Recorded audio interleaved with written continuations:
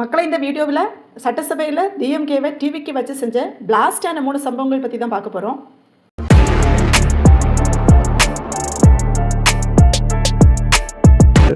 பொருளாதாரத்தில் நலிவடைந்துள்ள உறுப்பினர்களுக்கு மட்டுமே இந்த அறிவிப்பின் கீழ் வாகனம் வழங்க வேண்டும் என்பதை இந்த அரசினுடைய கவனத்திற்கு தாங்கள் எடுத்து செல்ல வேண்டும் என்று கேட்டுக்கொள்கின்றேன்.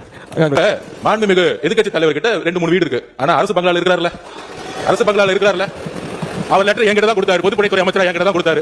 எனக்கு அரசு துறையுடைய பங்களா வேணும்னு கொடுத்தாரு.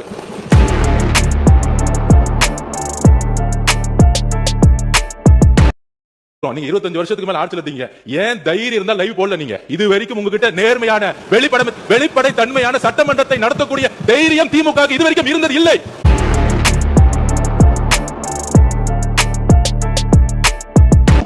உறுப்பினர்லாம் நீங்க கொஞ்சம் நல்லாவே தெரிஞ்சீங்க.